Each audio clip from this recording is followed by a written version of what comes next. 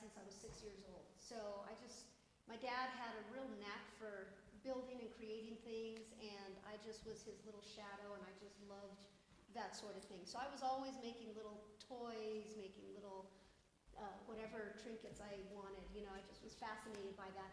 So I've always been kind of a creative problem solver, which, I've talked to a couple of you here, before the presentation. It sounds like we're all kind of the same. So I bought my first house in Dallas when I got my first job there, and I had this huge live oak tree in my front yard, and spring came and then fall came, and it dropped all these leaves, and I had to bag these leaves up. And I was raised on a farm. We didn't have to bag leaves on the farm, so this is the first time as an adult that I have to go out there and bag leaves. So I went out there like the super homeowner and raked all my leaves into big piles all over my yard. And I was like, well, that's not too bad, it didn't take that much time. And then I got, my box of 39-gallon hefty trash bags and popped one open, and then I was like, trying to get the leaves in this bag, and I very quickly realized that bagging the leaves was the bottleneck in this process, Raking them into piles was pretty quick, but bagging them was the bottleneck. So that's when I invented that green brochure that you have. That's when I came up with the snap bagger. So my inventions come out of pure necessity, and I do a lot of my own work around the house, and I do a lot of cleaning. And so I'm always trying to find ways to clean easier or work easier. And so my products are, the things I think of are normally tools or cleaning aids. As a single person and as a single homeowner, you want to make your life faster and easier when you have to balance a job with home maintenance and yard maintenance and so forth. So anyway, so with the snap bagger, what I realized is it was hard to get the leaves in this floppy, flimsy bag. So I went straight to Home Depot, Lowe's, Ace, Elliott's to see what solutions they already had. And all they offered were like bag stands that would hold the bag vertically, or big plastic things where you had to do this pick and place to put them into the bag. And I was like, what I really need is to put a bag on this barrel, put the barrel on the ground, and just push them along the ground into the barrel. But the barrel was radiused, and I really wanted it to have a flat edge, So that's what drove the shape of the snap bagger, the triangle. So, and it was a long story. I tried different shapes, I tried different bag attachment methods until I evolved to what's called the bungee and track method. So that big triangle has an outward facing track, and a bungee cord goes in that track. So the two problems I solved is the bag has to go on and off quickly, but once it's on, it's got to stay on good, or it's just going to make you mad, if it's slipping off while you're working. So that bungee and track method was excellent. Because you could take it on and off quick, but when it was on, what it would do is it would pinch the plastic bag to the three corners of the triangle, and the metal would bite into the bag a little bit. So it kept it on good. And it actually created an unexpected use for the snap bagger. I designed the snap bagger to just be held statically against the ground while I pushed the leaves in.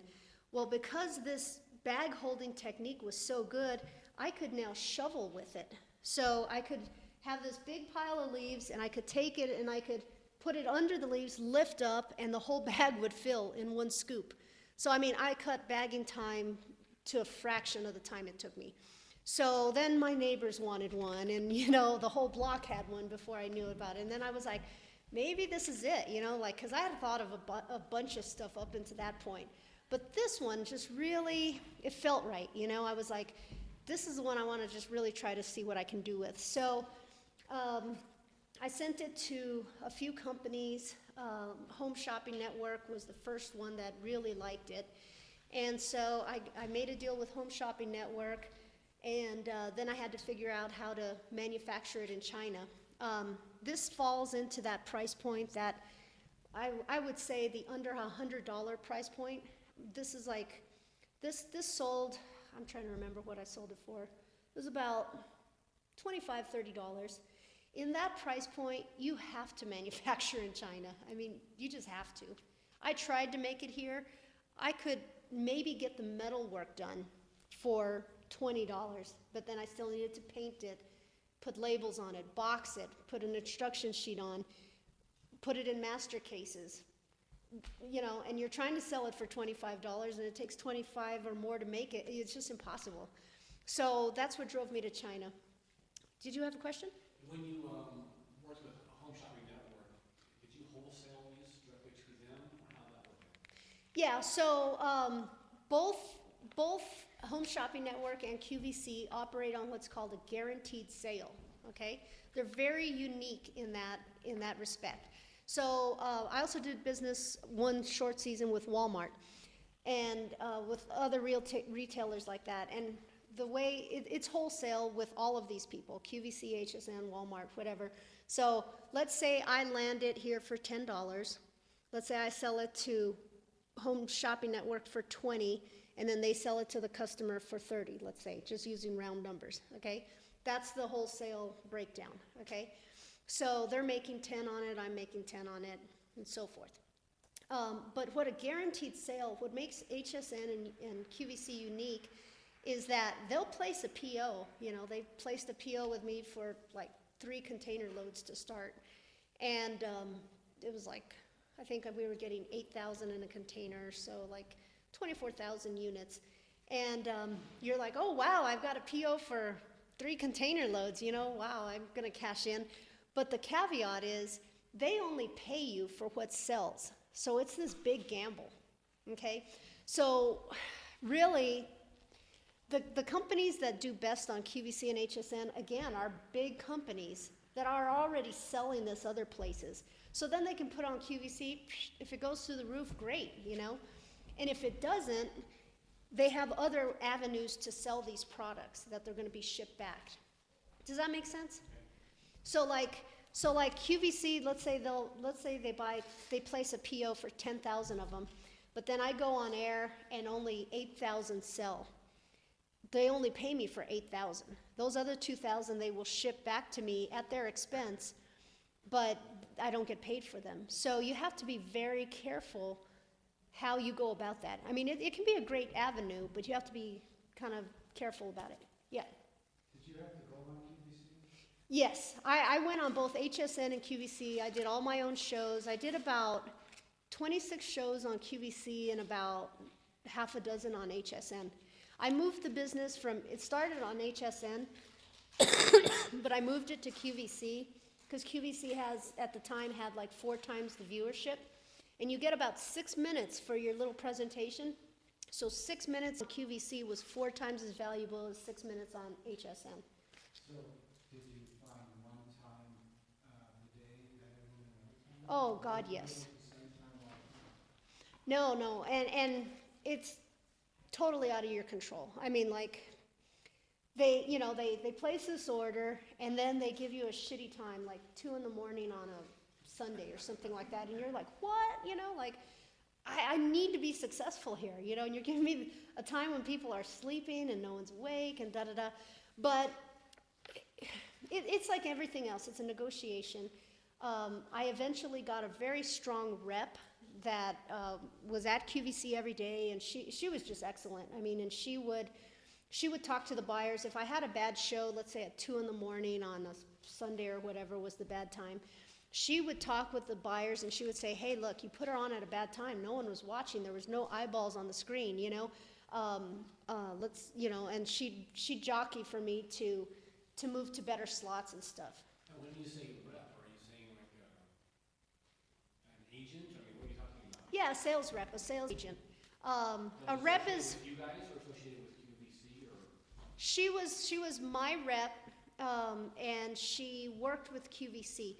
So you can have, so when you think about distribution, there's distributor models and there's reps, okay? A distributor is a buy and resell. Like let's say I want to get my product into PetSmart. I might want to find 3 big distributors that already sell to PetSmart, and then I sell it to them, they sell it to PetSmart, PetSmart sells it to the customer, okay? Now what a rep does is you commission a rep, and they're kind of an extension of your marketing department. You know, they're like if you had a marketing department. So, so she represented Snapbagger and Yard Pup to QVC. She presented it to them. She brought me in when needed. She sold it to them. Hey, you really need to pay attention to this. This is a great segment. You know, it works great. Blah, blah, whatever. You know, she got me on there. And then she helped me do well. You know, she coached me on how to be a good presenter. And then she worked with the buyers and everything. Just showed me the ropes, you know. And then she was on a percentage basis? Percentage basis, yeah. Yeah, so I would commission her. Whatever I sold, she got X percent of that for every show. So when you went on the show, did you have to stay there for a week at a time? No, I would just fly in and out. Like I'd fly in, like you get 6 minutes. That's your show. And, huh? You did a lot of shows? You just, I did 26 shows on QVC and about half a dozen on HSN. So with both products combined with this, Spread over a certain period of time, or what's that? spread over a year's time? Spread over about 2 years' time. Yeah, I had about a 2-year run. It was a decent run. I mean, it was good, but it wasn't great. But it's hard. You know, they joke that QVC is the only selling venue on the planet where you can sell $20,000 in 6 minutes and still be considered a failure, you know? Because there's there's 10 people right behind you that'll sell 30,000 in that same 6 minutes, you know? So it's very competitive, but it's not impossible, you know? You just have to have the right product. QVC and HSN, you are selling to a woman. Don't even think of a man. You're selling to a woman between the ages of 35 and about 75 that has disposable income. So there's a very specific demographic. You have to know that when you're talking to a woman, and you know, that's what QVC is all about. That's just their demographic. So when you understand that and you put, you know, appropriate products through that venue, they can do very well. Was there another question? You were in Ace Hardware too, right? Yeah, Ace Hardware. Yeah, mostly in the Denver area, but I had a few nationwide. So how did that agreement work? Did they buy and resell, or was it a consignment deal? Or? It was all buy and resell, just basic wholesale. You know, I'd So sell they it. actually inventory the product, right? Yeah. So the way Ace works is So I started in Denver. The Denver stores were very friendly to me. I met one guy through, it might have been through RMIA or one of these inventors groups where his neighbor owned like 6 Ace Hardware stores in the area. And so I got a meeting with him. He put it in all 6 of his stores. That was Bonnie, wasn't it? Or? No, it wasn't Bonnie. No, it wasn't Bonnie. It was these 2 guys that did a presentation. Rob, something or other. Anyway, so I got it in all these Denver stores, and then Ace has this warehouse called the RSC or something like that. And your goal is to get your product in the RSC, because when it's in the RSC warehouses, then every store across the nation can view it and choose to pick it up. And then it's very easy. So then they just order what's in the RSC, because they know everyone else is ordering from the RSC. So that's the goal, is to get into that warehouse. So, so that's how Ace works. Walmart, to tell you the truth, Walmart was the easiest to work with, and everyone was like, "Oh man, they can sneeze and crush you. You know, you're nothing. They're going to destroy you." And they were the easiest. I mean, I was at the National Hardware Show. I was there, kind of demonstrating my Snapbagger. And I was just talking, and there was like a arc of people around me. I look up, and I look at a badge, and it's like Walmart, Walmart, Walmart, Walmart, and I'm like, oh, you know. And there's this one guy really interested, and he was a lawn and garden buyer for Walmart, and he was like, I get it, it looks great, you know. And I was like, really, you know? I mean, like I was just like besides myself, and he was like, yeah, and so. So I flew to Bentonville, Arkansas. I did a presentation, he picked it up. And when I remember when I was going to give him my quote of how much it was going to cost, I was like, I need to pad this because they're going to beat me down and, and this and that. So I padded my number. They took the first number. They didn't even challenge it, And then they would pay me in 10 days. So I was getting paid in net 10. Everyone else wants to pay you a net 30 or net 60 or net 45. Walmart was net 10. I mean, I was getting checks for like $40,000, $60,000 every 10 days, And it was fun, but I was a flash in the pan at Walmart. I was just there for one season. But they put a case pack of 10 snapbaggers in 2,500 stores. So if you can get a Walmart or a PetSmart or any big box store, you get they have like 3,000 stores or something like that. You get one case of whatever widget you're making in 3,000 stores. I mean, the volume is just incredible. That's a lot of fun. Huh? What about PetSmart? Oh, God, I could tell you stories about PetSmart with a poop scoop. PetSmart is, I don't know what's wrong with PetSmart. I've sent them three yard pups over the years, and I always get this letter, we're not interested at this time or whatever. I don't know why, because I see the shit they sell in PetSmart, and it's way worse than this. I mean, this is a Cadillac compared to the crap they sell. One time I was at the Denver Pet Expo here in Denver, had my standard little booth. PetSmart had this huge island booth, right? 10 employees working their booth. Every one of those employees came over and bought a yard pup. And the owner of the Thornton store, which is the largest PetSmart in all of Colorado, he came over and he was like, "Why don't we have this in our stores?" And I was like, "I don't know, John. I have tried. I'm so happy you're here." He's like, "We're going to change that. I'm gonna put this in my store as a test. Call me next week." And I'm like, "Oh, thank God. Finally, I got the ear of PetSmart." So I call him the next week, and he said, "Okay, send me one. I'm going to send it to my district manager." He calls his district manager, and she says, "Absolutely not. Everything has to be cleared through corporate. You can't put anything in your store that's not first cleared through corporate." So they gave me the address of corporate, which of course I already had because I'd already sent them 2 other yard pups over the years, and waited for a month or so and got the same thanks but no thanks, It's retarded. I don't know. It's like I have a best of breed product, but what you're going to learn as you try to promote your product is this is the hard part. Selling it, marketing it. The patent, that's easy. That's formulaic. You either can get a patent or you can't, It's either patentable or it's not patentable. Trademarks, copyrights, all that, formulaic. Manufacturing is formulaic.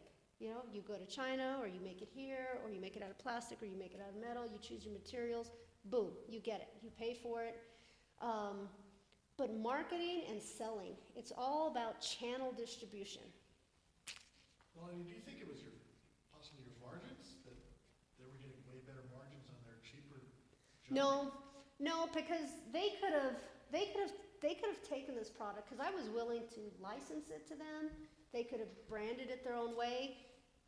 They could have made this in mass volume way cheaper than I was making it, and I could make it pretty cheap. So that wasn't it.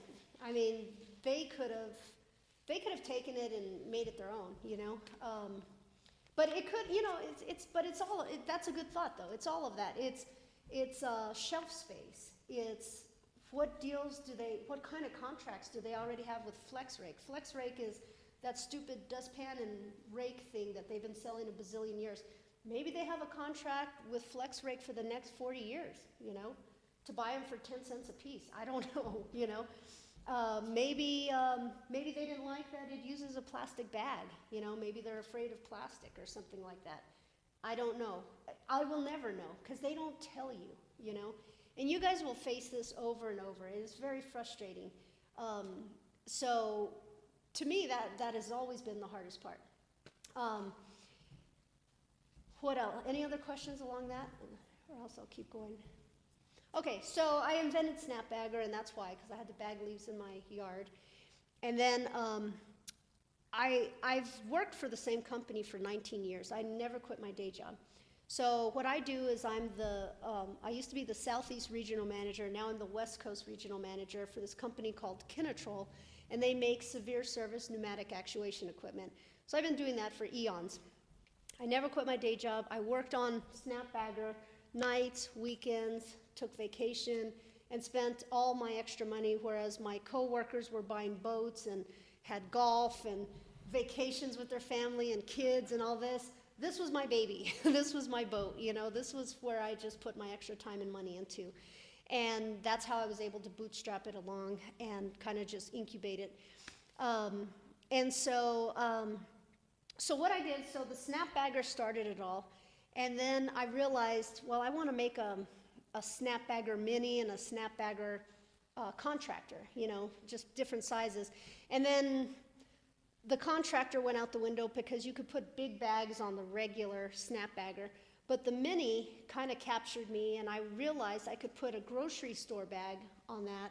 And then I paired it with what I call the little paw, and it made, you know, what's now the Yard Pup Poop Scoop. So this part holds the bag, this part pushes it into the bag. So to put a bag on, it's just like with the Snapbagger.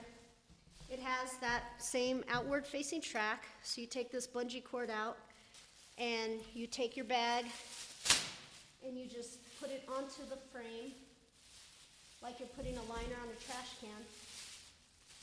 Just like that. Just put it over the frame. Then you put this cord back in place, and that's what keeps the bag held to the tool. The thing about this design is it's an open concept. It's an open frame design. So there's no upper limit in bag. So you can use this bag, you could use a Macy's bag, you could use a 13-gallon tall kitchen bag. I have friends that have Great Danes here in Denver. They put a 13-gallon tall kitchen bag on it. They use it all week. You know, they go out, they bag a little, they put a twist in it, lean it against the wall, go out the next day, bag a little more. They use one bag for their Great Danes all week. And so essentially they use a lot less plastic. You can take an old dog food bag, you know, recycle it and put it on here. This concept, as long as it fits along that perimeter, you can use any bag you want. So the Snapbagger has 2 utility patents on it, okay? And the paw here has a design patent on it. So altogether there's 3 patents protecting this product. And then I've got the registered trademarks for Snapbagger, Ultimate Yard Cleanup Tool, Yard Pup, and Ultimate Poop Scoop, and She Edison, and a couple other things. So I have all my registered trademarks and my patents and stuff protecting this. So those 2 utility patents covered the Snapbagger, but they also covered the Yard Pup, and they also covered my 3rd bag holding product, which is called the Wastebagger Pro, which is this Pac-Man looking thing. So this is a, you know, same concept. It has a bungee and track, but it's got this rim grip design. Instead of having a long handle, you hold it by the handle like this, and this is for industrial road cleanup or landfills or stadiums where you're using a grabber tool and you're walking, and with either a poker or a grabber, you're picking trash off the road. So this one's lighter. I mean, it's feather light, and it has this rim grip, either left hand or right hand. And but it still falls under the same 2 utility patents, because my attorney wrote the patent broad enough to where it doesn't matter what this shape is. It could be round. It just had to have one flat side. That, you know, and the channel here could be square. It could be triangular. It could be rounded. They wrote the patent very well to where it covers 3 different products that have 3 different utilities. So that was good. Have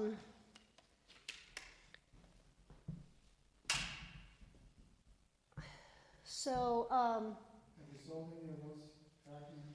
No, that one so let me tell you my process. So I launched the Snapbagger, sold it on Home Shopping Network, QVC, Walmart, Ace.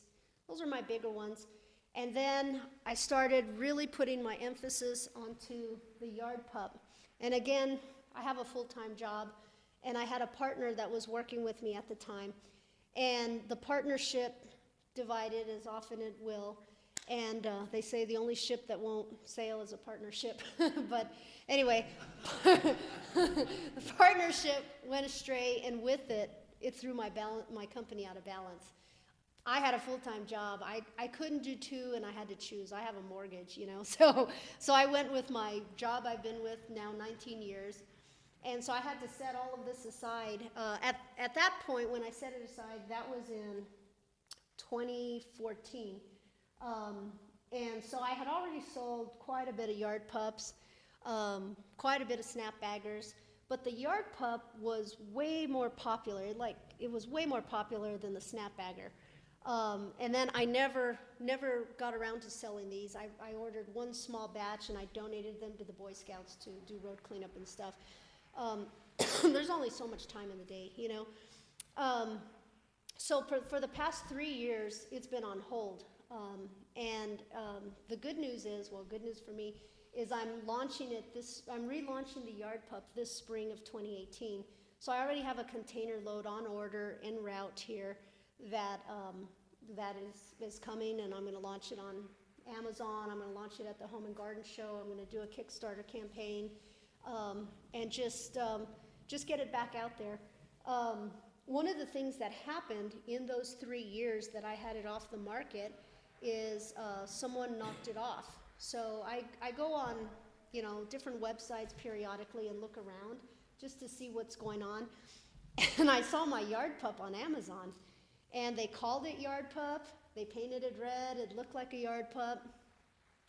And it pissed me off, you know. And I think that's part of the impetus or the motivation that has made me want to relaunch it. You know, I don't care if I sell one a week. I'm going to sell it, not some other person taking advantage of my hard work, you know. And I already know where this sells well and everything like that. I mean, I was customer top rated on QVC. I had a 5-star customer rating on Amazon. It kind of has a cult following. I get, not so much now anymore, but when I stopped selling it in 2014, I mean, I would get emails every day. When are you bringing the yard pup back? We want to buy another one. Our neighbor needs one, you know. And so it has this following that I know I'm going to be able to take advantage of when I bring it back in 2018. But anyway, we can talk now about the whole process of how it worked getting knocked off on Amazon. Did you have a question, Greg? No. Okay, so I discovered it on Amazon. So I had, so first of all, I did a bunch of my own kind of legwork. Like, I learned everything I could about who this was on Amazon, you know. And I took screenshots of everything, you know, because once they start hiding, you can't find them anymore, you know. So I took screenshots of everything. I took copious notes of every bit I could find. Then I had a friend buy one, and so we received it. I didn't want to buy it because I figured they knew who I was if they had knocked me off, you know. So I didn't want it to trace back to me. So I had a friend buy one. And I got it, and I evaluated it. It didn't have any markings on it at all, tying it to anybody on the planet. I mean, it was like a ghost was selling it, you know. It had one little barcode that said TMG Enterprises or something like that. I Googled it. I scanned the barcode, looked it up in all kinds of barcode registries. Couldn't find anything on it. It was like a ghost. So then I called a few attorneys and, you know, just tried to get some advice, like, what should I do about this, you know, and did some research on my own. And it just really seemed that everybody was going to do the same thing, which was just go through Amazon's portal. Amazon's very good. They're very professional. They know this happens all the time. So they have avenues set up on how to deal with this. So they have this link you click on to basically issue a takedown notice, you know, hey, they're infringing on my intellectual property, take them down, da-da-da. And so everyone I talked to was just going to do that anyway, so I just did it. So I clicked on that link, and I sent the takedown notice. with all my data. Here are all my patents, here are all my trademarks, here's everything that's transpired. And Amazon took it down within 2 days. So, I think you had a question first. You kept going and you covered it. Okay, Mark? How was the quality when you got it? It was crap. It was awful. I mean, it almost made me cry. It was like, cause I really, like all of us, we take pride in what we're making, because we're the originators. We want something good. We're normal people. We're not trying to design an obsolescence or make it to where one little thing breaks so that they can buy it 5 times. We're just trying to solve problems in our own life and make something good for ourselves and for everybody else. That's how normal inventors are. This product that knocked me off, they were there to turn a fast buck on my cult following that I had. They were wise to the fact that I was off the market. I have a suspicion of where they met me. I think they met me at the Colorado Home and Garden Show, where I would sell these things left and right, and everyone was walking around with a little red yard pup. And they were like, hey, we need to get a piece of that, and then they realized that I was off the market, and they didn't necessarily want to work with me because it was too expensive to work with me, and so they just wanted a cheap version of it. So the metal was like at least 2 gauges thinner than what I use. The paint was awful. Like I use a powder coat paint finish. This was like dipped or spray painted, something very cheap. The bungee cord was so soft. I mean, this cord is very stiff. It's meant to last a long time. The bungee cord they used was like a hair tie, It was just like a ponytail tie, And then they put this hideous sticker on the front. My sticker is where I had my utility patents and my company name. They pulled that sticker off and they replaced it with a sticker of this bulldog. And then the grips, everything, like the grips were this hard plastic, cheap as can be. And the paw was a little bit smaller, but the bag holding was exactly, you could lay mine over theirs and it was exactly the same size. The paw was a tiny bit smaller, but it was of the same design. It was 5 fingers with this same, it has an angle to it so that when you're on a hard surface, you can scrape. And so they had that, the same bends in it, the same ribs in it, the same method of attaching it, everything. It was just a cheap copy. And they were selling it on Amazon for $19.99. And my MSRP was $34.95. And they were calling it the Yard Pup, which is a registered trademark. So, anyway. Brazen. Just brazen, yeah. But the thing is, they kind of hid it. They hid it under the cat section. They didn't have it under dog poop scoops or under dog supplies.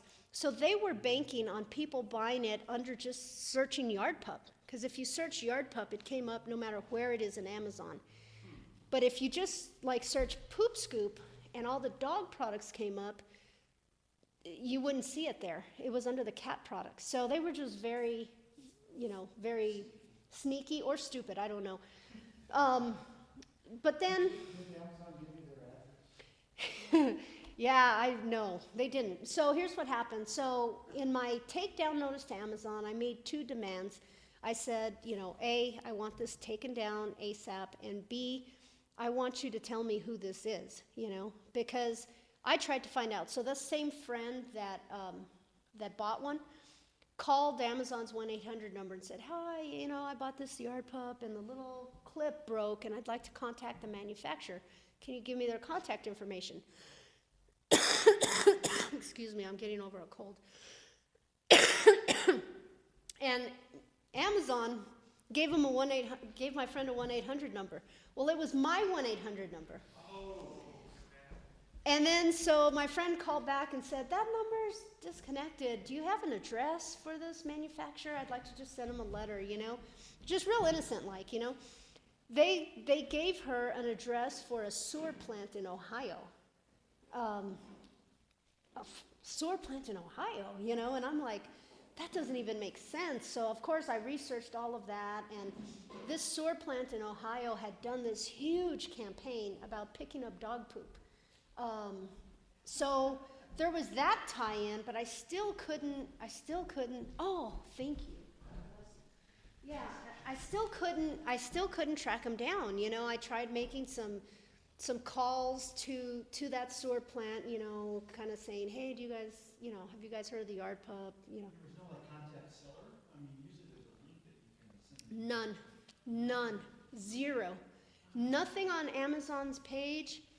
Then Amazon didn't give me anything. And I mean, I can be a pest when I want to be. And I hammered on Amazon for weeks on end. And I got a hold of their legal department directly, and I emailed. I was like, I need this address. You know, I need to know who this is. I need to send them a cease and desist at a minimum. You know, and Amazon was kind of culpable. They're selling a product that you know, that was, you know, violating U.S. patents. This is more for him. Would it have been better to use a lawyer's agreement? So, first of all, Melanie gets huge thumbs up because as soon as you see an infringement, take the pictures, grab it. Things go so fast, and sneaky people sneak past. So she did everything right. She talked to me, she talked to other lawyers. We all looked at the same problem because if she put 2 more zeros on it, we'll file a lawsuit. It's subpoenas. We'll figure it out. I'll subpoena Amazon. They'll give me something. But there's not enough money in it to be able to afford that sort of full court press. So that becomes the big challenge. So Amazon Right. is a bastard in this game. They're going to get caught. They can only play this game probably 3 more years before enough of this stuff is going to catch up with them. Because they are routinely presenting and selling under their own name and then saying, hey, we didn't know. Well, no. Well, here's what happened. Amazon. I'm not that mad at Amazon anymore because the story, the plot thickens. Okay, so what happened is, so I contacted Amazon through that portal, and they took it down ASAP. No questions asked, just took it down. Okay, but they wouldn't tell me who this was. Okay, they said we can't. You know, we can't. We have contracts. We can't. And I hammered on them so much, I think that helped because I didn't know this, but they were pressuring that entity that had put it on there. So 2 months later, I'm like, well, I give up, you know. I'm not ready to spend, whatever, $10,000 to go chase $50,000 if I could even get that, you know, whatever there was into it. It wasn't huge money. It was just, you know, I'm getting ready to relaunch. I don't need a huge, whatever it is, money drain. Yeah, you know, I just gave up, you know. So 2 months later, and I'm like, well, I accomplished getting it off of Amazon. That was something, and now that I'm going to be back in the market, I'll be paying attention to business. I'll be pushing it. I'll find these fuckers, and I'll deal with it. You know, I'm back on the saddle. You know, but then 2 months, I get this email out of the blue from this guy, and he's like, Amazon informed me that you're the owner of the intellectual property for the yard pup, apparently, and he said, I had no idea about this. I've been, you know, I was the one selling it on Amazon. And I'm like, what? Like, he came to me. Turns out, when I talked to him. We had a couple of conversations, all of which I recorded, and took notes on and everything like that. And what happened is, I guess Amazon just cut his pipeline, you know, just abruptly cut it. And he's like, well, what's the deal? Like, I bought this from this other guy who bought it from this other guy, and I've got this barcode, and I have 1,000 of these in my garage, and I'm just trying to sell them on Amazon, you know, and you're shutting me down without any explanation, you know. And so what I learned about Amazon is most of the attorneys used in Amazon are on the side of, like, they're used by people like him that had just gotten cut off, and they thought they were selling a legitimate product, and they weren't, and they're frustrated because they have all this inventory.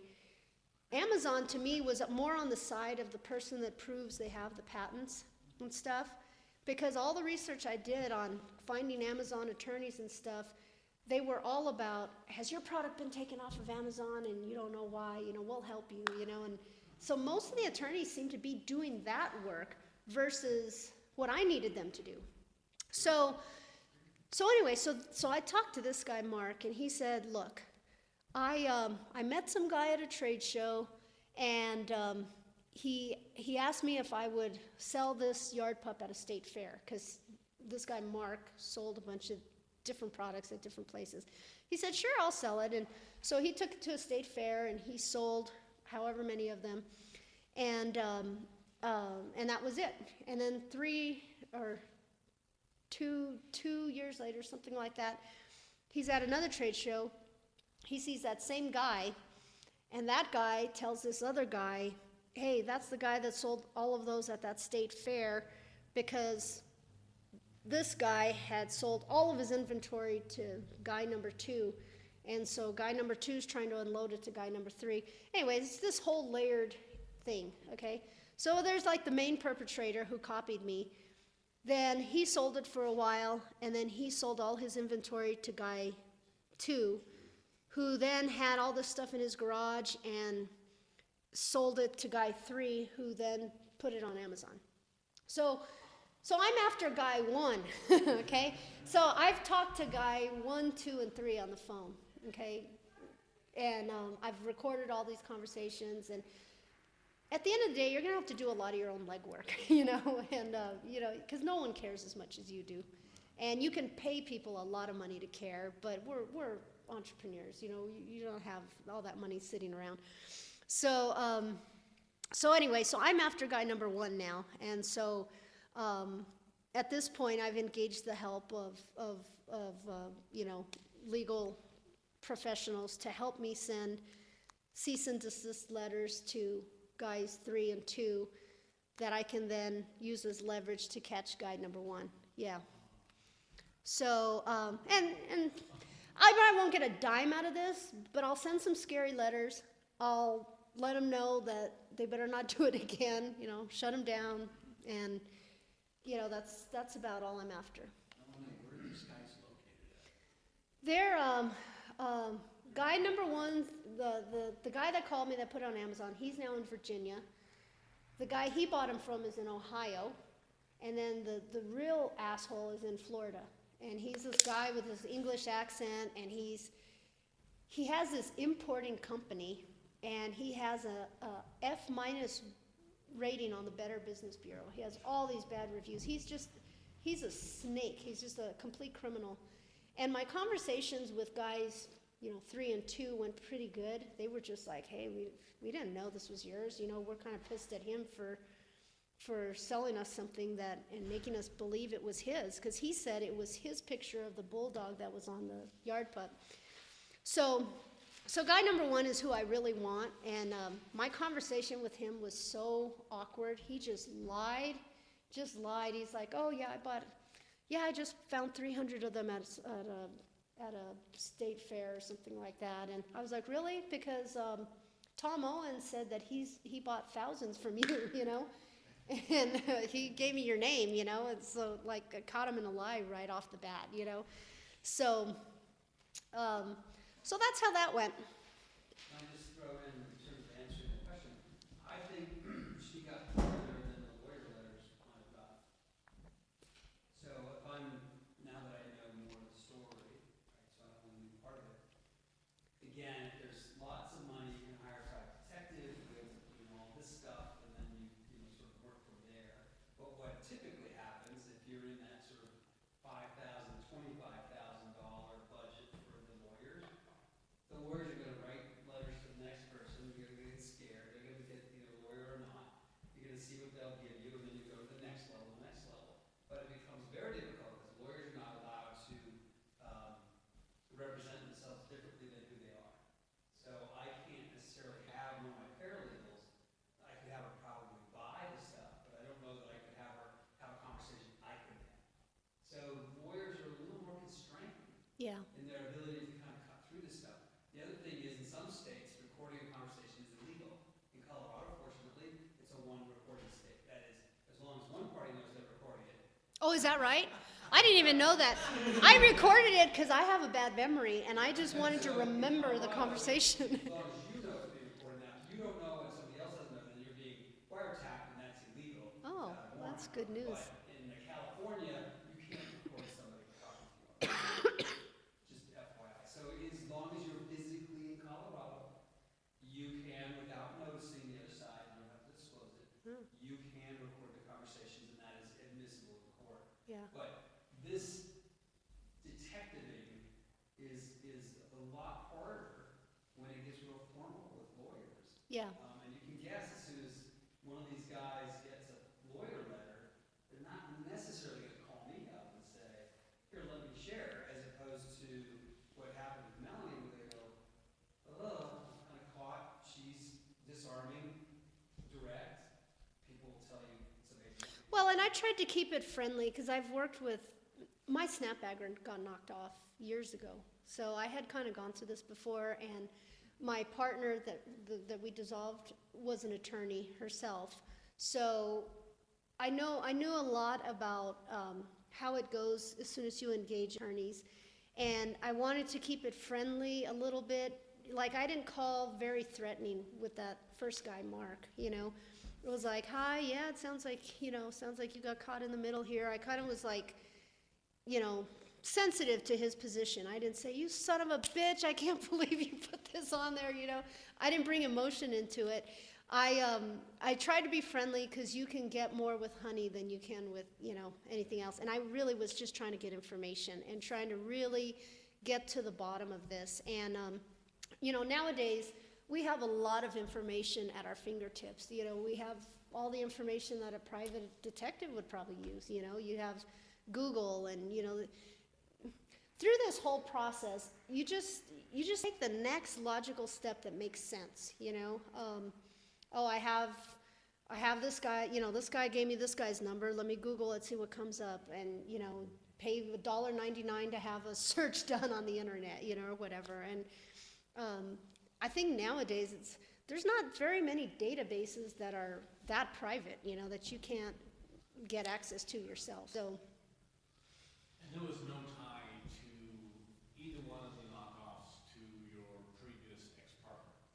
Oh, no, not at all. No. That's totally not. No, the tie was to the Colorado Home and Garden Show. When I was at the Colorado Home and Garden Show, I got approached a lot by other vendors that knew I was a one-trick pony, that I only sold at the Colorado Home and Garden Show, whereas they had networks throughout the country. They would hit every home and garden show, every state fair, pet shows, and this and that. And so they're like, she's only selling here, we're going to sell it in the East, you know. And so there's just a lot of, you know, dishonest people, frankly, you know. Did you sell online your own private website as well? Yeah, I sold my website. You can get to it either sheedison.com, snapbagger.com, or yardpup.com. They all point to the same website, except I'm rebuilding my website right now, and I'm going to just brand it Yardpup. In the spring, I'm just bringing back Yardpup. I'm going to let Snapbagger and Wastebagger Pro still kind of mellow out and just focus on the Yardpup, because at the end of the day, I'm still one person. I still have a full-time job, and, you know, I'm going to just try to get back in the same strong channels I was selling with before, and hopefully hire more distributors so I can sell pallets instead of onesie-twosies, you know. I was going to ask you, is like you had the rep you had mentioned before that was working with QVC. Yeah. Did that rep not do anything else? No, she was just focused on QVC. And so when you select reps, you got to just ask a lot of questions. Always ask a lot of questions from anyone you're working with, because like reps they'll want to say, oh, I want license to rep you to all of these different companies, and then you're like, well, what products are you repping now? Oh, I'm repping these 3. Well, where are you repping them? Well, you know, Elliott's, Ace, and Walmart, you know. Well, then you only get my product for Elliott's, Ace, and Walmart. You don't get it for Tractor Supply and for, you know, all these other companies, you know. So you have to really discern, you know, really narrow down and ask a lot of questions and get a rep that is good at whatever they're good at, you know, and pay them for that. But don't give them the world, because they'll all ask for the world. So do reps normally approach you, or do you find reps yourself? How does that work? Both ways. both ways. You can find reps. There's rep directories. You could go to the National Hardware Show. A bunch of reps will come by your booth. Distributors the same way. So like now I have a list of pet distributors, you know, Colorado-based distributors, national distributors. I have a list of pet reps, all of those things that I will start to work on eventually as I develop sales channels for this. But it's all about sales channel development. Like I said, most of the fun part is formulaic, you know, making our prototypes, designing it, picking what color we should paint it, you know, and figuring out the grips and the this and that, how's it going to work. That's all the fun part. That's creative, it's scientific, it's formulaic, patenting, manufacturing. The tricky part in this business is selling the damn thing, you know, pricing it right. Thinking about how's it going to display in shelves, how's it going to hang, how much space is it going to take up, how many can you fit in a 40-foot container. You pay a flat rate for a 40-foot container, so you want to amateurize that over many units if you can. With the snap bagger, it's bigger. I could only get a certain number of those in a 40-footer. With the yard pup, it's smaller. I could get twice as many. So it was way more economical. Plus, I was selling that at a higher price point. So I did all my learning on snap bagger. And when I say learning, I mean I made all my mistakes with snap bagger. And then that benefited yard pup. You know, it displays better, higher price point, better audience for it. You know, dogs poop all year round, whereas leaves only fall spring and fall. So I went from selling a seasonal product to a year-round product, you know. So you have to think of all those things when you're trying to, you know, because sometimes we get wrapped around like this great idea, and we just know it's a great idea, but you have to think like a business owner, not like an inventor, you know. So I heard you say earlier, like, we're not supposed to be called inventors anymore. We're product developers. There's a lot of truth in that, you know. You really want to eventually evolve to be, to think like a business person and present yourself like a business person, and look at this as a business, not just the little gadgets you play with in your garage, you know. That and $5 will get you a cup of coffee, you know. You have to really think about, how am I going to sell this? What do people pay for it? Who wants it, you know? Like the invention I have in mind, my new invention that I have in mind that I can't wait to work on is a product that would be in every single household, every single one, whether you're a student in a dorm, or you're in a condo, or you're in a townhouse, or you're in a house. Everyone has one of these, and everyone would need one of these. So that's a good product, you know. So, but I've evolved to that. When I invented the snap bagger, I was just in my yard bagging leaves, and I was like, I need an easier way to do this, and oh, how exciting, and it was just this big rush, you know. But now I've learned to take all my ideas, write them down, and then start sorting them, you know. Like, can I get the URL for this? What am I going to call it? That's another thing I want to say. Very important, the name of it, you know, the trademark. Sometimes there's more value in the name of it than in the patents, you know. Like the people that knocked the yard pup off, they were gambling on the name yard pup when they put it on Amazon, you know, because people were searching under yard pup. So the name is very important. I think trademarks are very important. Question for Greg Yeah. and Melanie. So this Amazon thing, to wrap it up, what should be done? You know, to finalize it and move on? Yeah. Well, so I've engaged the help of Greg to write cease and desist letters to guys 3 and 2.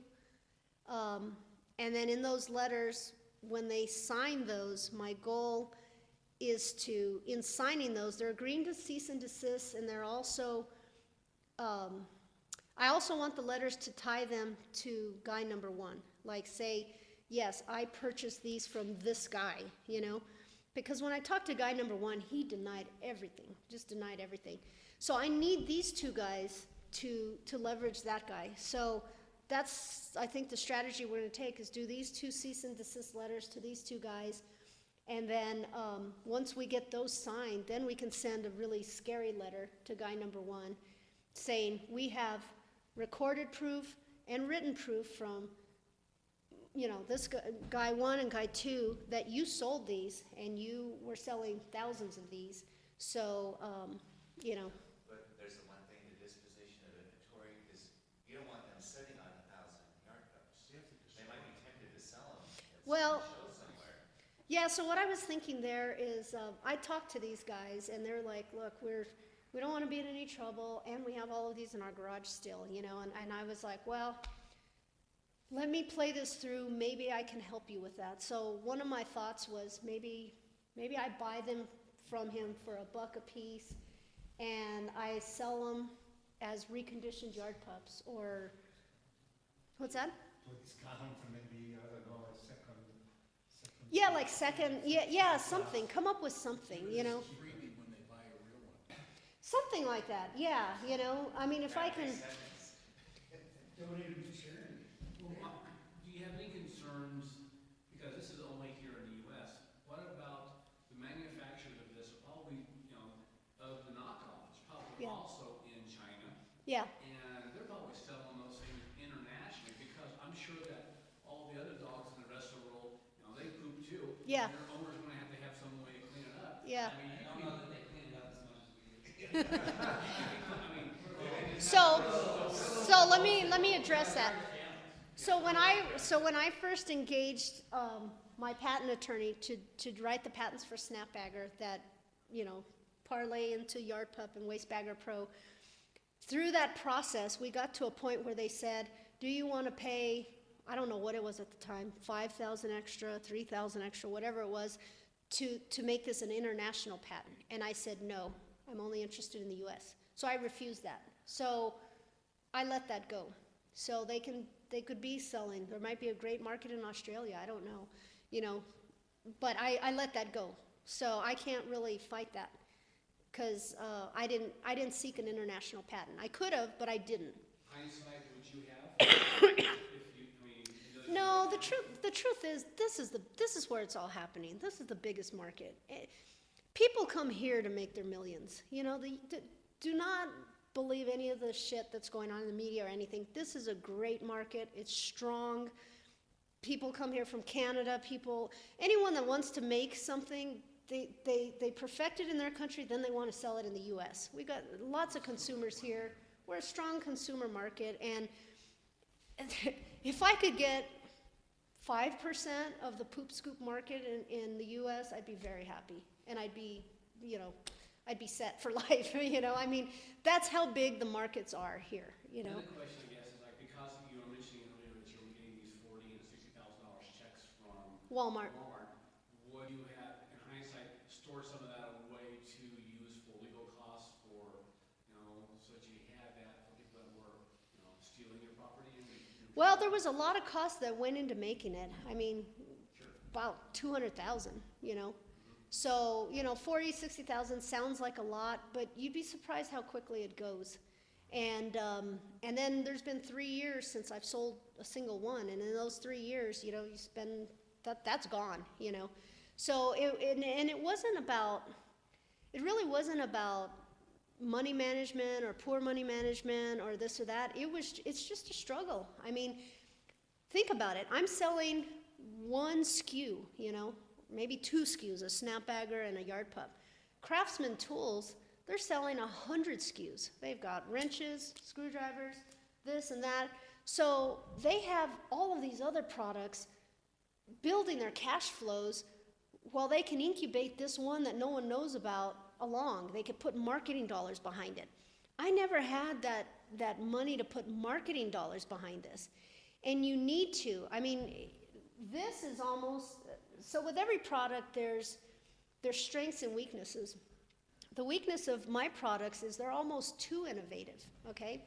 You need to demonstrate them. Otherwise, if you see this big red triangle hanging there and this paw, oh yeah, well, whatever, what's that gonna do for me? But you see me demonstrate it at a trade show for 3 seconds, or you see it on QVC for 10 seconds, and you're like, oh, brilliant, I get it. So I really needed a lot of money to get it on video, you know. I needed a point of sale looping videos, you know. All of that costs money, you know. I was gonna ask you, it's like, because nowadays, video is a lot more cheaper to do than Yes, it was in the past. yes, Cause I grew up doing video stuff, so I know all about that. yeah. YouTube is So, huge like, now. Yeah, so nowadays, even producing something you can put on YouTube, Yeah. for free, but also it's like even airing things on the secondary channels now. Like, because you have secondary channels that are being broadcast digitally, you can be spending money on that, and you can be killing off of this. Yeah, And so there's only one of you.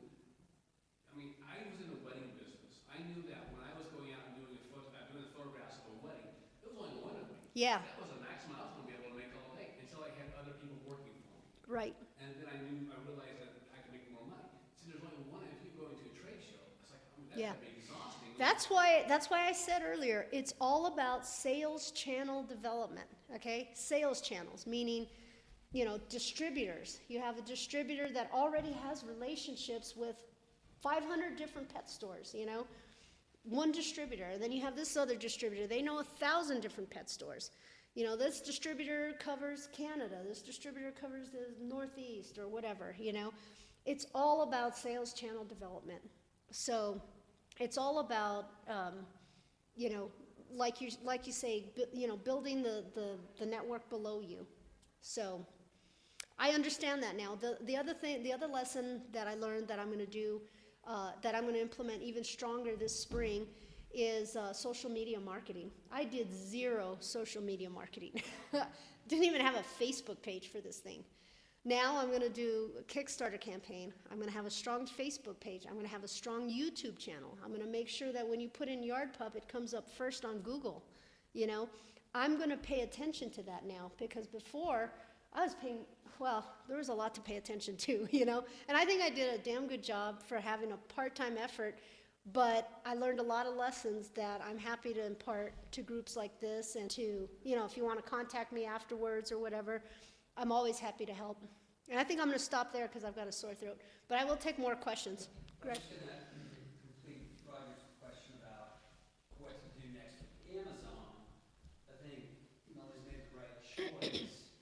There's not a lot more that can be done there. She's done as much backstory as she can get. Amazon denies liability routinely. They got lawyers out the kazoo, they got a gajillion dollars, and so trying to get them to change their mind, because my own view is that they owe a lot of money to Melanie.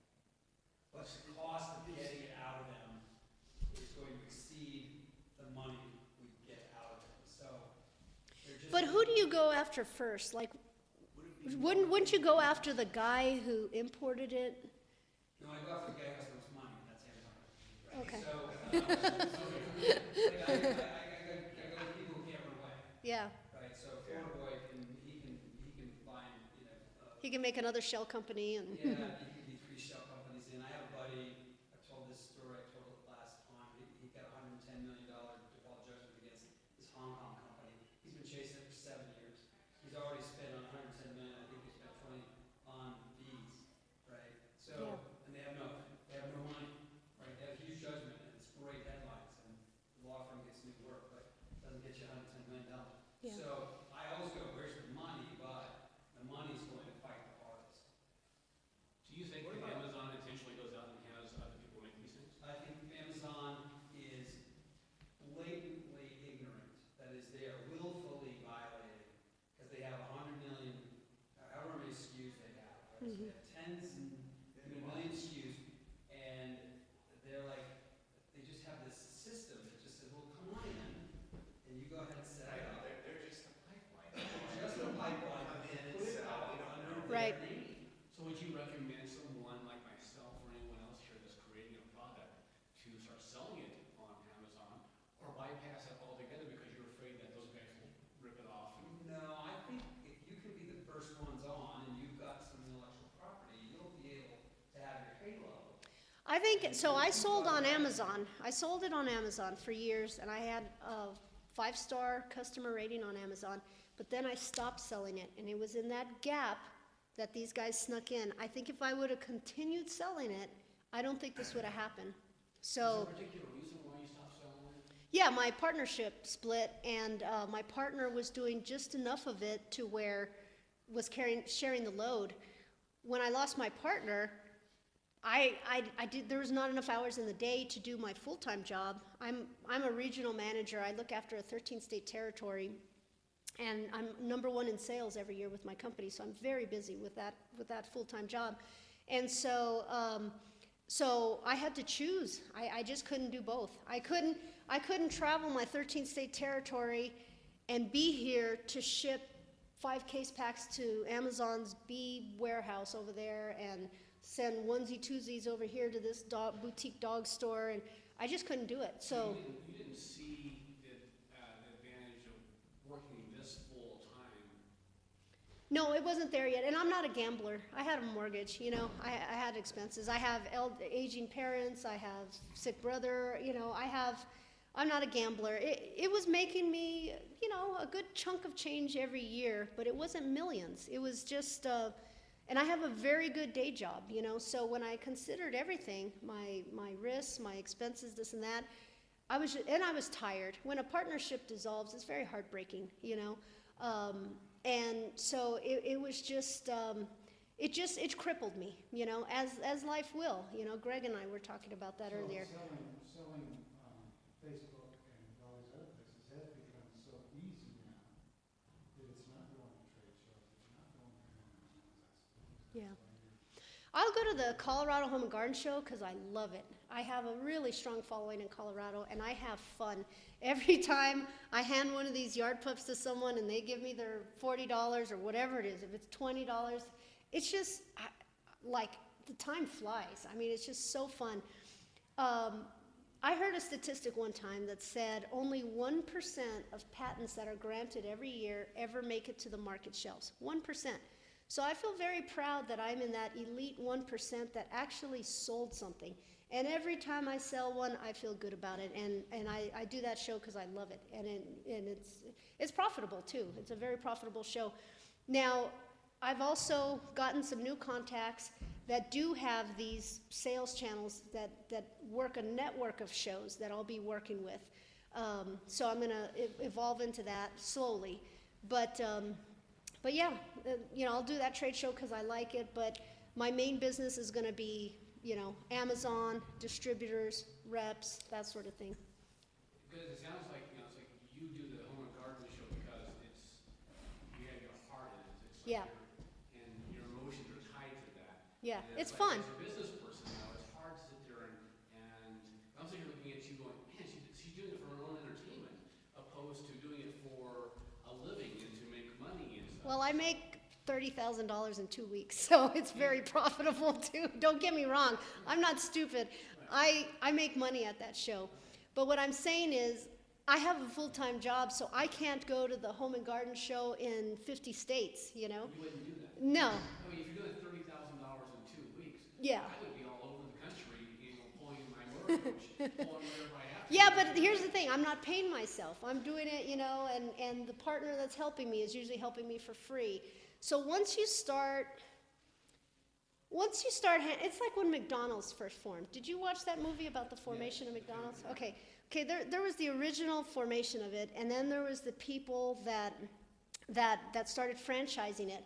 And he had a very hard time franchising it because the franchise owners were not sticking to the formula, okay? I have a hard time getting people to stick to my selling formula. I know how to sell this thing. I set up my booth with a little strip of lawn, a little strip of rocks, a little strip of mulch, a little hard path. I put Tootsie Rolls. I show how it works on all surfaces. It's fun, it's engaging. I'm swiping credit cards left and right, It's hard to get other people to copy that it's too much work for them. They don't want to do that much work. They just want to have a bunch of them hanging there, and they want to sell 5 other things in their booth too, so they can monetize that space. And so it's you might be oversimplifying it a little bit. And once you get into it, I'm telling you, it's hard to get people to do it the right way, follow your right formula, just like it was for McDonald's. But what you have to do, and what I'm going to do, is just keeping persistent. I mean, one of my mentors is Joe Markham, who invented the Kong toy and who owns Kong in Golden, Colorado. And he told me one day, he said, look, he said, when I came up with this toy, this Kong, he said it's apart from a car he was working on. It's like some sort of shock absorber on some car. And he said, I had to give away a ton of product. I had to take it door to door. I worked for 3 years, doors slamming on my face. Nobody wanted it. I gave a bunch of it away. And he said, once I got the dog trainers to endorse it, to like it, to ask for it, and I created this groundswell, then PetSmart came to me. He said, Melanie, don't go to PetSmart. Let them come to you. So he just basically said what we all know. You have to just do the work, you know? I call it, you know, a 10-year overnight success, you know? I mean, there's some products that boom overnight, you know, the Pet Rock or whatever, they seem like an overnight success, but for every overnight success, somebody did 10 years of work, you know, somebody put in the hard work. And that's my reality. So that's the way I've looked at it. Or that's the way it's unfolded for me. A couple of weeks ago, I was hearing this really good speaker, and he told me about keeping my emotions out of things. And he said that if you find that someone's doing something that you're doing, and you think it's going to cost you a lot of money to fight it, then come up with something different. Right. And so it's like I really have tried to pull my emotions back from going and doing this kind of stuff. I'm talking about you, of course. But it's like, I mean, it's like I'm watching you. You have your emotions tied to this.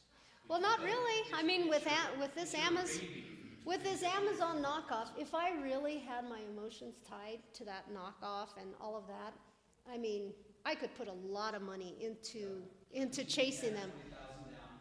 Yeah, I mean, I could. And, you know, I could be like that guy that invented the wiper thing and put my whole life into suing them and this and that. And I'm like, forget it. I got it off Amazon, mission accomplished. I'm focused on the future. You know, I kind of blame myself for having it off the market to begin with, you know, and I'm just going to move forward.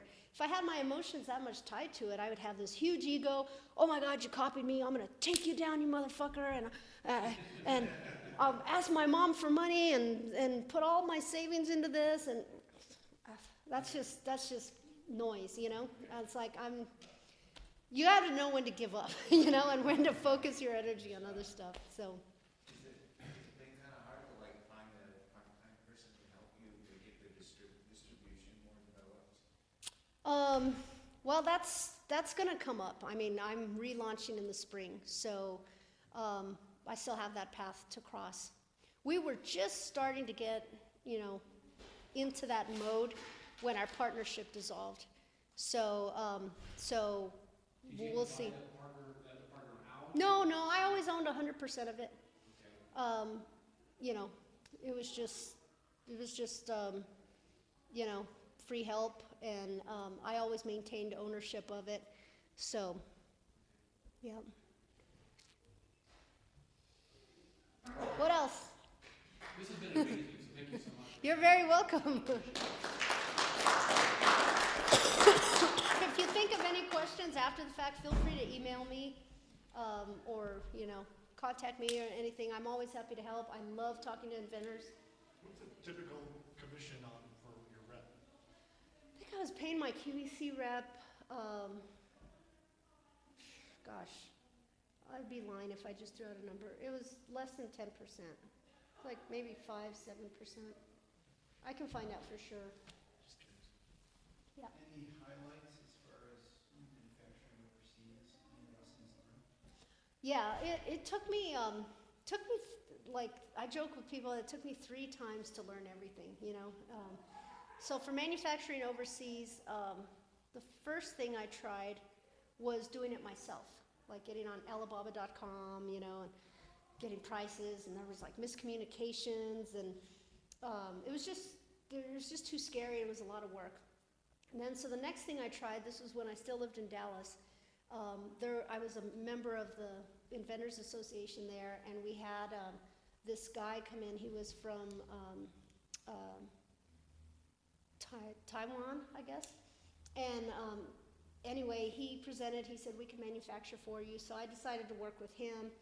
And he just, like, I'd send an email and I'd hear back in 2 weeks. You know, he was just kind of unresponsive. And he got me, like, a really nice prototype, but it was just too difficult to work with him. So third time was the charm, as usual. I was flying on a flight somewhere, and in the seat pocket in front of me, there was an ad for this company called ITI Manufacturing, and they're still who I work with today. And it had this cheesy, like, Chinese dragon. You know, it said, we take the fear out of manufacturing overseas. And so they're in Sugar Land, Texas, basically Houston. And so I flew there, I met with them, and I showed them what I had, and they said, we'll help you with this. And we've had a great relationship over the years. I mean, I'm always complaining and beating them down on price, and they're always trying to, you know, get more money and stuff like that. We have those natural debates and everything, but they're good. They vet out the factories for you. They select a factory, they manage the factory, they do the inspections. They give you a cost landed in wherever you want it to land, you know, at QVC or in Denver, Colorado. They give you that cost, and then, you know, built into that is whatever they pay the manufacturer. So they're an extra layer, but they're well worth it. I don't have to have an international letter of credit. I don't have to learn how to import. I don't have to deal with logistics, you know. And again, if I was Craftsman's Tools, then I'd have a whole department that did that for me, but I'm not. I'm Melanie Romero, one person, and they handle all the manufacturing for me. So they've done Snapbagger, Yard Pup, Wastebagger Pro, and they've done a great job. I've been very happy with their prices. And It's ITI. ITI Manufacturing, yeah. Is there a minimum quantity, like do you have to have a container at the very least? Do you have to what? What's the minimum quantity you have to order? They have 40-foot containers, 20-foot containers, and LCLs, which LCLs are less than a container load. So they'll work with you. I mean, of course, the more you buy, the better your price. You know, LCL price is more expensive than a 20-foot, is more expensive than a 40-foot. So, but they'll work with you, you know. But you want to buy 2,000 or 3,000 units of whatever you're getting, you know. I mean, There's a minimum. yeah. And do you have any fear that that manufacturer may have a secondary company doing Oh, the of course I do. knockoffs? Yeah. And that company do the knockoff for the Yeah, I ones lose a that lot of sleep. can afford it? Yeah, but you can't live on fear. I mean, you know, at the end of the day, you have to sell something, you know. But yeah, of course I fear that.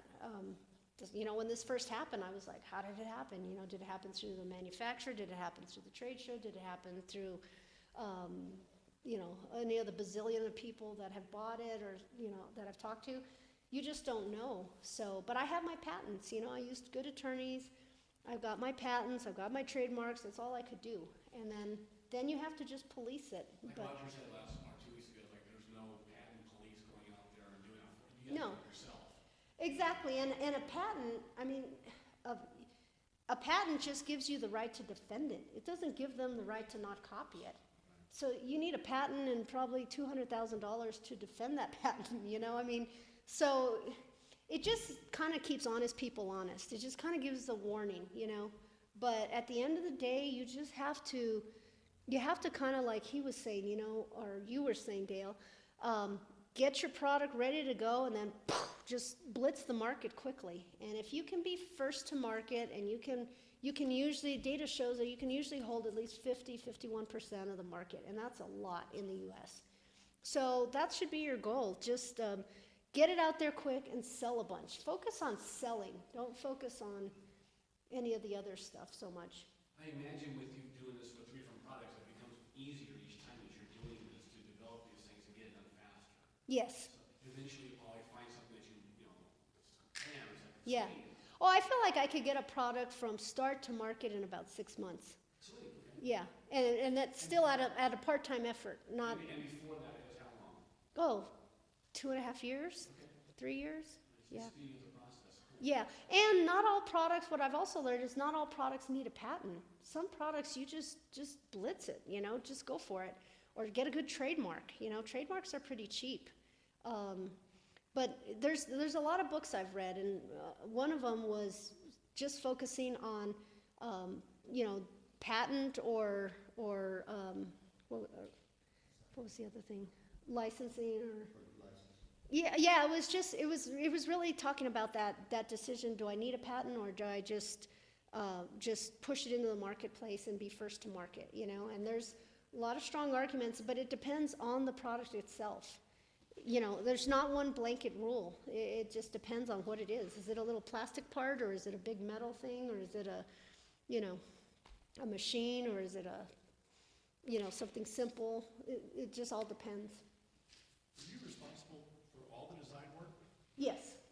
So ITI just took what you had? Yeah. So I made all my prototypes, and then I made CAD drawings. I know basic CAD, but then when it came to making buildable drawings, I hired OTB Design, I think. They're here. They're in like Fort Collins. I can give you the name. And they made 3D manufacturing drawings that you could send anywhere in the world, and they could build off of these drawings. Tolerance and, the right weld symbols and everything that I didn't know, So I got it, like with every part of this process, even with this Amazon knockoff, I get it part of the way, and then I engage professionals when I can't take it any further than my own knowledge will carry me. So basically it's just, that's what I did. Any other questions? This is the best $10 you can spend on it. Yeah. And have fun, at the end of the day, this is fun, it's very gratifying like in my regular job, I'm in sales, and I love to sell. I love to present, I love to sell, I love to get a PO. But when you get a PO, or when you sell your own thing that you design, it's so fun. I mean, it's just a shot in the arm. Even if it's $20, $20 here, $20 there, but it's just awesome. There's nothing better than it. It's a good drug. Thanks, Melanie. You bet.